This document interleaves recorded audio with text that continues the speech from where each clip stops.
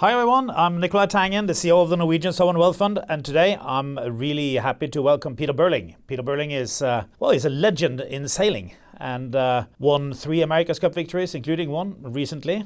Loads of world championships, like loads and loads, and Olympic championships as well. So you've been kind of dominating sailing lately. So welcome, Peter. Hey, thanks for having me. So the plan is to tease out what we in the business world and in the finance world can learn from the real professionals. So, first of all, when you win, do you celebrate success? Yeah, I think you definitely have to celebrate the success. I mean, with every victory, there's so much hard work that goes behind that, building up to the competition. I think you've also got to celebrate the end of a milestone, even if it doesn't quite go as well as you would have liked. But yeah, it was definitely, the last America's Cup was a really enjoyable one to celebrate for sure. When you say celebrate, what do you mean? I mean, is I like a cup of tea and that's it, or? It really depends. Normally after a competition, you're pretty tired. So normally you're just trying to enjoy the moment with everyone that's got you there. For an America's Cup environment, there's 200 people in the team. There's all the friends and family. There's your own family. Yeah, there's just so many people that have, I suppose, supported you along that journey, and it's really nice to be able to share a moment with everyone, just because generally you end up so busy in the actual competition phase that you don't get a lot of time to really enjoy it with the people that have supported you to be there. How long are you happy for? Quite a while. Happy is quite a hard thing to quantify, right? But yeah, you really, I suppose, get that sense of accomplishment and pride of what you've managed to achieve. I think the losses always hurt a lot longer than the wins make you happy for. But yeah, either way, I think it just fuels you forward into the next adventure. What do you think is the key to kind of keep yourself motivated for such a long time? You've done it now for many years, right? Well, for me, it's variety. It's doing things slightly differently. I think we're really lucky we're in a sport where there's an incredible amount of varieties, and also the technology's evolving very quickly. So you have different challenges you have to overcome on a regular basis, and sailing's quite a unique sport where it's a very much a decision-making sport. You definitely do not get all the decisions correct, and it's all about making 1 or 2 more correct ones than someone else, and leveraging yourself and taking a bit of risk when you've got an opportunity to make a potential gain, but you're also knowing when to cut your loss. Which is why I like to compare investing with sailing, because you could be ahead, and then the wind changes and you are last, right? And so you lose. It's not because of you, and it's the same in finance. You're doing really well, market totally turns, and you look like a complete loser. Yeah. Oh, I mean, in our sport, there's so much of what is actually conservative and what is actually aggressive. In a traditional sense, it's very obvious to a sailor what conservative or aggressive is, but when you actually play scenarios fully out to an end state, it's quite hard sometimes to tell whether something is, I suppose, traditionally would have looked very aggressive, but is actually what you think is the lowest risk option at the time, or whether engaging with another boat and just kind of taking the conservative option is not actually a conservative option if you looked at it over a longer period. So yeah, there's a lot of whether you're trying to play against an opposition or whether you're just almost trying to time trial your race. Or are you an aggressive sailor? Yeah, I think so. My mindset's very much if there's an opportunity to make sure you take an appropriate amount of risk with it, whether it's how you're sailing the boat. But in saying that, I think as a sailor you want to be technically good across the board. You don't want to have any weaknesses, so you can use all the tools in the toolbox, for a very cliche way of saying it, and take what options you think are the correct ones at the time. Now, Ben Ainsley, who you beat in the America's Cup, said your team now is the best team sailing has ever seen. What do you think is your super strength? I think within a sport or a business, you don't have one super strength. In sport now, everyone's very good. Everyone performs at a very high level, but it's making sure you do all the little things really well. You come together as a group well, you work well with your engineers, your equipment incredibly well. And just the level's getting so high that everyone's playing at the moment that you're always trying to look for these little wee gains that, if you can find 1 or 2 little gains across an area, you very quickly get quite a significant jump. So, that's what we try and do, is just trying to continue to outlearn and out-improve our opposition. I don't think And I think the rate of improvement is more where the teams get defined. What was the one thing you did better than the UK team?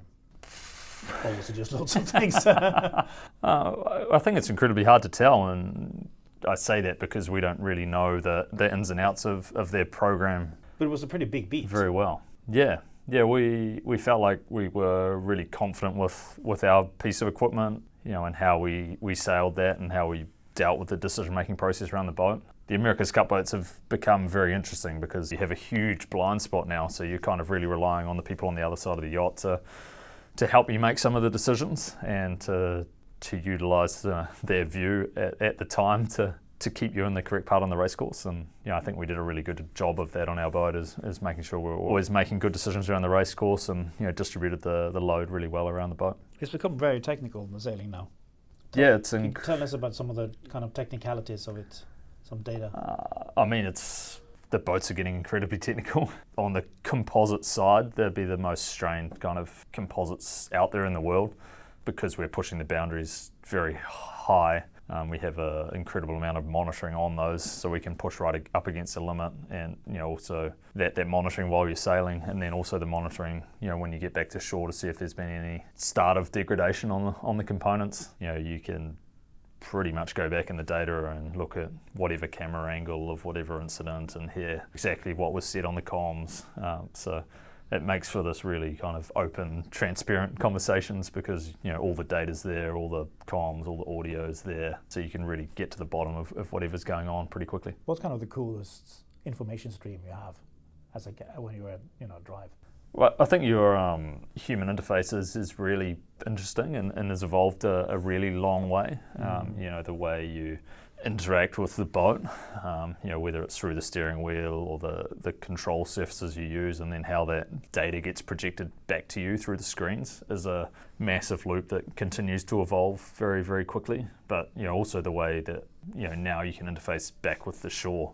You can really cut down your iteration cycle time by having a lot of people watching live data and then actually going over the data and giving you more things to try. Are you allowed to communicate with them during the race? Not during the race, but that's more in the race build-up or on a training day. Once the race comes, at 3 minutes to go from the race, you're shut off and you're in your own little bubble. So you've got to, I suppose, monitor a lot of systems on the yacht at that time as well. Make sure that things are all working as they should, and that you aren't overloading anything on the package, because there's a lot of things in the boat that are sitting right up against their peak loads a lot of the time. So yeah, it's a really fun space.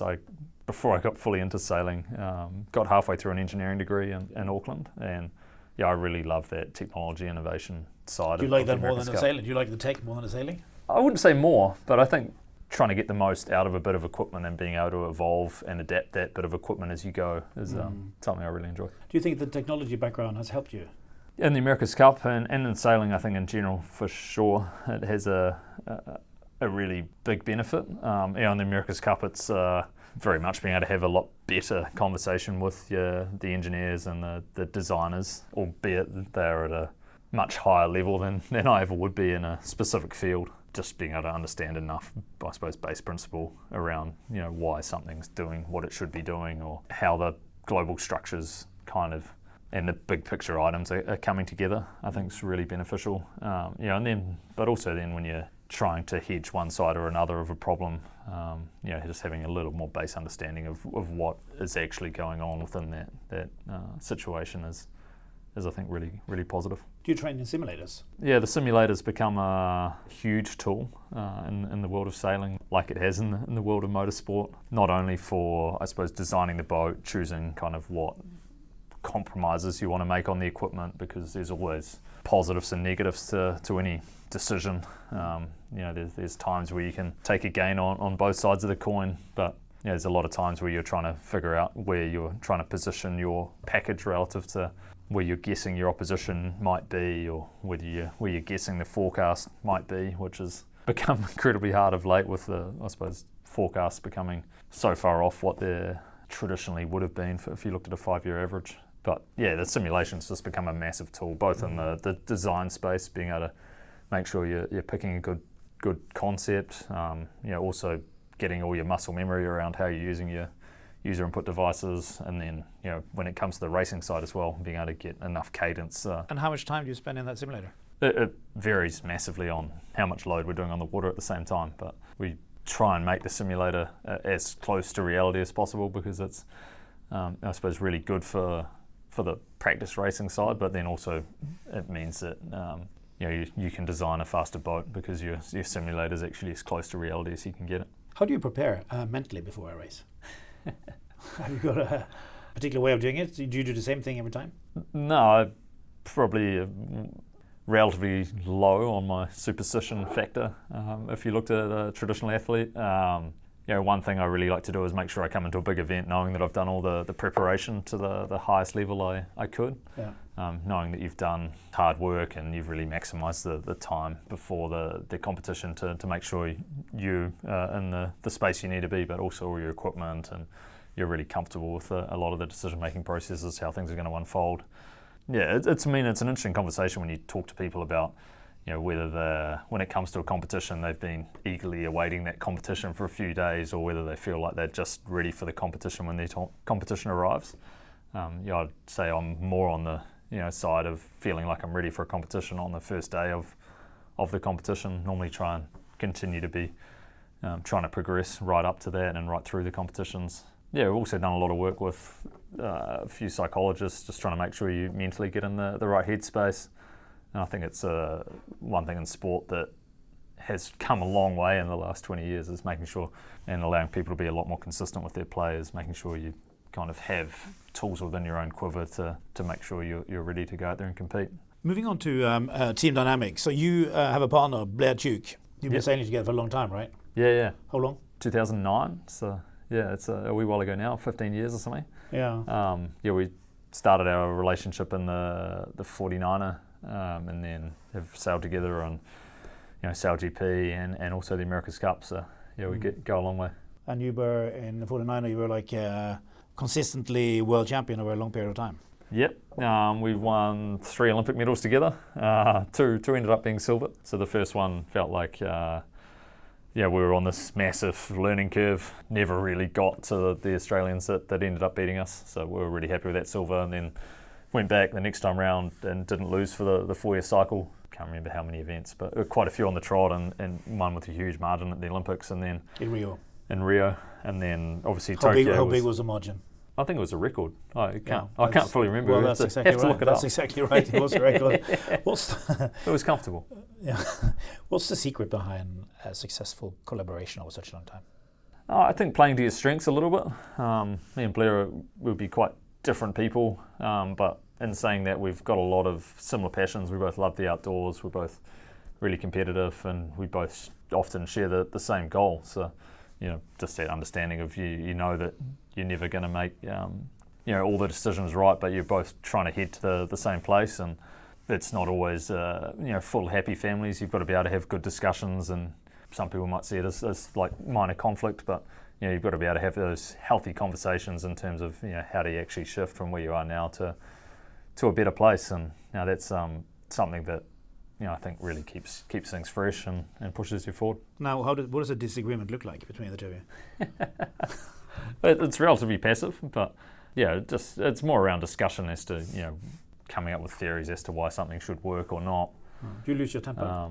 No, I'm pretty calm as a person.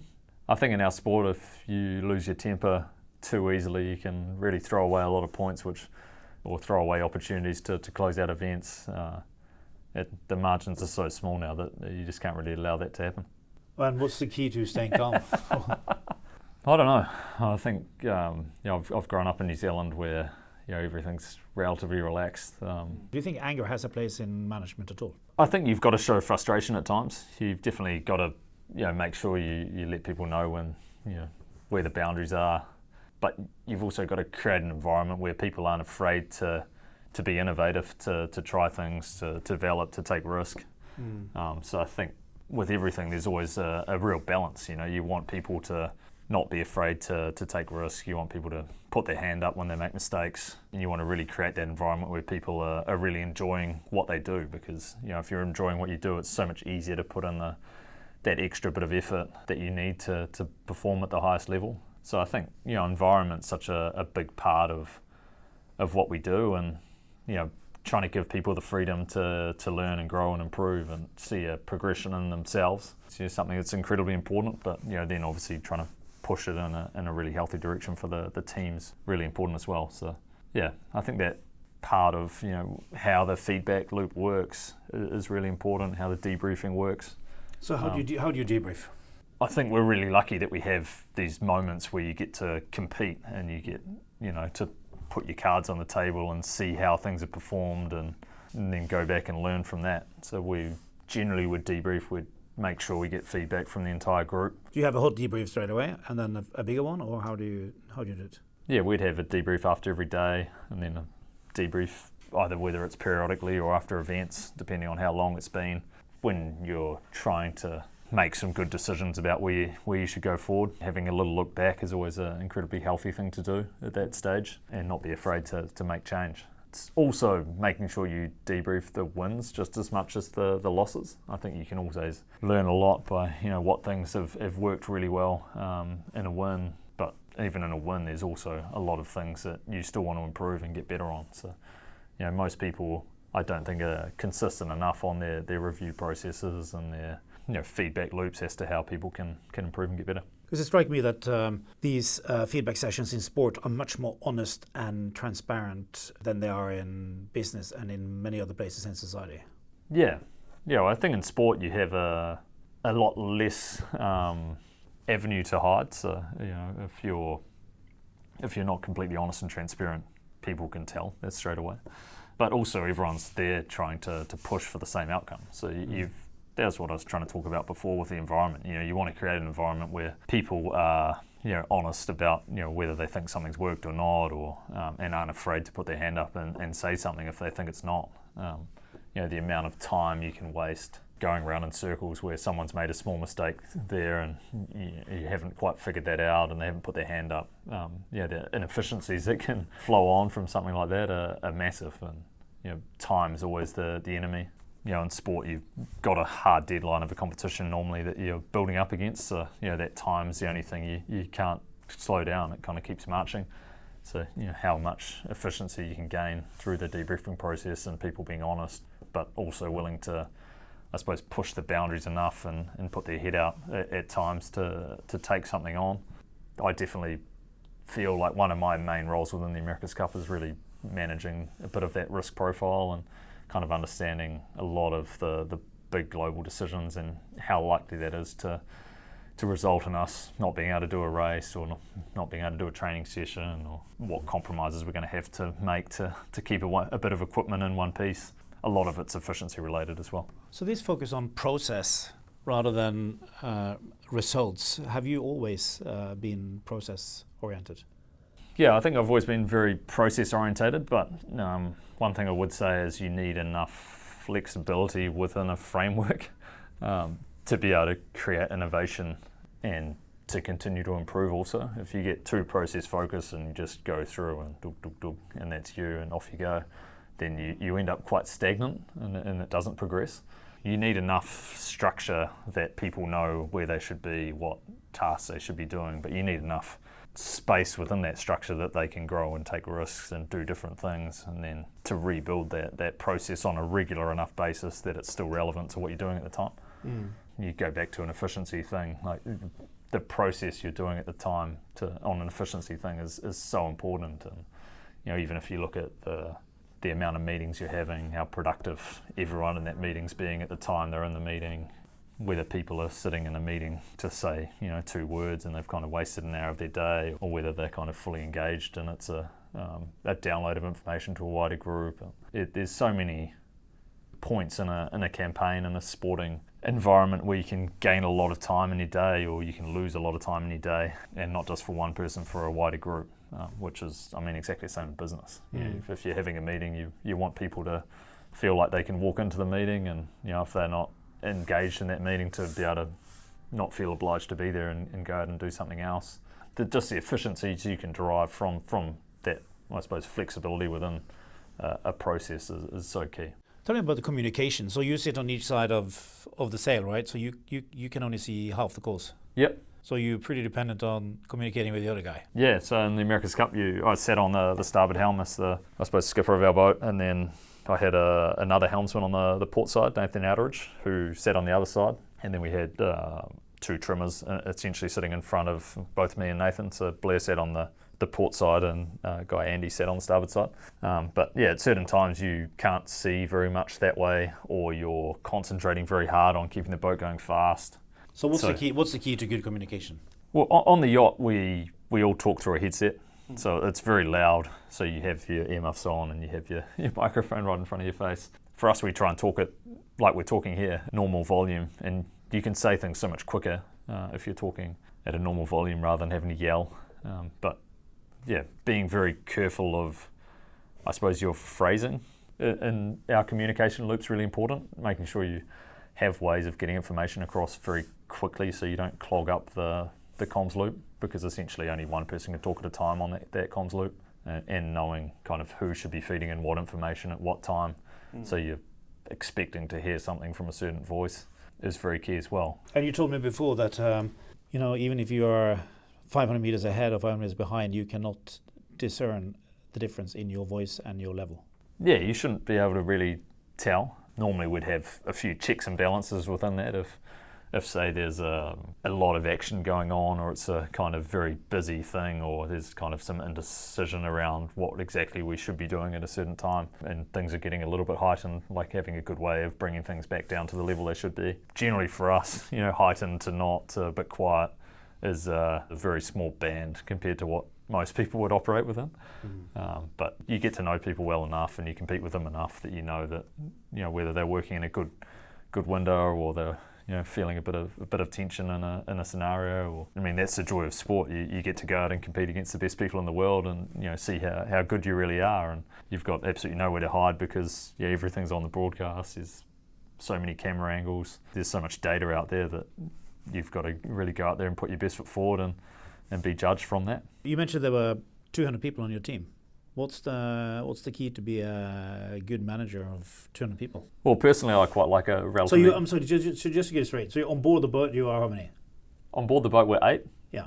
So of which 4... two drivers. 2 drivers, 2 trimmers, and 4 power-related roles. Yeah, power. So they're basically biking, right? Yeah, so in this America's Cup it was all biking. And then you have, obviously, your reserves on both sides. So the power-related guys end up rolling through, I suppose, people, just because it's very intensive. The level they've got to perform at. And then we have in the design group, you have a lot of people there. You can also communicate directly to them when you're training. You have people on the chase boat, you have your safety people, you have your boat builders, you have a massive amount of projects going on. And I think having a really good structure within that, where you have a lot of people taking a lot of responsibility is really important. Now, you began sailing when you were 6, right? Yeah, it was a little while ago now. But yeah, I grew up in New Zealand, so grew up in and around the water, and actually my dad had sailed when he was younger and kind of stopped sailing and got my brother into it, so I was getting dragged along to start with, and then decided it'd be more fun to go out and give it a go than sit on the beach. I think we're very lucky in New Zealand that so much of our nation's surrounded by water, and so many people live so close to the coast. It's a generally pretty warm climate, especially if you compared it to somewhere like Norway, where a lot of the year you couldn't actually go and sail. In New Zealand you could sail all year round. Yeah, something as a young guy getting out there and kind of making some decisions with what to do with your boat, and getting to race against some other people I found really good fun, and it's been an amazing journey. So when you grow up in New Zealand, you have to kind of choose. I'm either going to do sailing or rugby. Is there? Or soccer, football is getting incredibly popular now as well. What do you think explains New Zealand's success in sailing? I think if people knew, it would be easy to emulate. But yeah, I think we've, as a nation, we're relatively innovative people, and we just have a really good affinity with the water.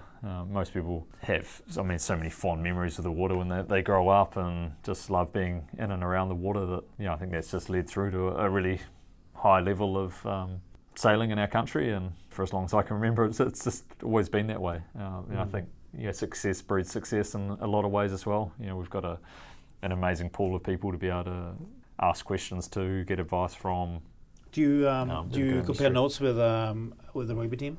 We spend a little bit of time with them, actually. What do you learn from each other? Yeah, well, I think the sports are incredibly different and incredibly similar at the same time. And the All Blacks have done an incredible job getting such a high winning percentage over such a long period of time, and just continued to build those systems and resilience, and continue to evolve themselves as a rugby team. And it's been pretty amazing to see how they have their ebbs and their flows, but they always seem to continue to perform at that super high level. What are the similarities? Just seeing how the decision-making process works, making sure all the athletes are really empowered to get the most out of themselves, but then also feed into the team at a really high level, how they onboard people, how they build resilience within their group. Do you also do the haka before sailing? I'm not too good at the haka, to be honest, so I more try and relax into my day. I'm a pretty low-key person, so I find that just with the adrenaline of an event, and you've got to go up a little bit and find a good level for yourself, but yeah, that'd be a bit too intense for me. One place where you're not relaxed is your view on the climate and the state of the ocean. So you started Live Ocean with Blair a little while back, and so tell us what is Live Ocean? Yeah, Live Ocean's a marine conservation charity that Blair and myself founded in New Zealand 5 years ago now. Amazing looking back how much has happened during that time. In New Zealand have the fourth largest ocean space in the world, and I mean the ocean's the thing that connects nations. It's really the heat sink of the world. It absorbs 90% of the heat, does so much of the heavy lifting with oxygen production. If you start talking about biodiversity, the ocean's really where a lot of that is left on the planet we live on. I mean, it's such an amazing thing that we race on, that we felt like we were really had to do our piece to protect it. And normally you'd wait till the end of your career when you weren't too busy to take that on, but when we went and started talking to the science community in the area, it felt like the issues were too urgent to wait, and it's been a really cool journey. What does the foundation do? The foundation takes promising science and helps accelerate that, and continues to promote the outreach. So we started off with a project around albatross, actually, which I sailed around the world in an ocean race in 2017, and when we're sailing through the Southern Ocean, you feel pretty out of your depth. You're on this small boat in the middle of absolutely nowhere, with the weather systems down there are so powerful, and there are these albatross just cruising around, almost checking you out, wondering what on earth you're doing down there, but they just do it so easily. Yeah, the albatross more tell a biodiversity and how much that they're a sentinel species. So if they're struggling, then the ocean's struggling. And we chose a species to track that had been being monitored by our Department of Conservation in New Zealand for the last 20 years. And in that last 20 years, the breeding population had decreased by 70%. To be honest, they'd have no predators on land the species were following. So the Antipodean albatross is an island 250 miles off the southeastern corner of New Zealand that you have to get a permit to land to. It's pest free. It's a very isolated bit of the world. But yeah, still the species was absolutely free falling. So it's scary to see how quickly things can be changing in a negative way unless you really shine a light on the issues. No, it's some really great work you do there. Any particular motto or slogan you live by? These are tough questions. No, I don't think I have a particular, I suppose, motto that I live by, but I like to be relatively efficient with my time. I like to never be afraid to take on a challenge, never be afraid to put myself out there, just to continue to learn and improve. I feel like you've always got so much you can learn from people, you can absorb, and you can get better. So yeah, for me, that's really the challenge, and really enjoying it. And if you were to give advice to other young people?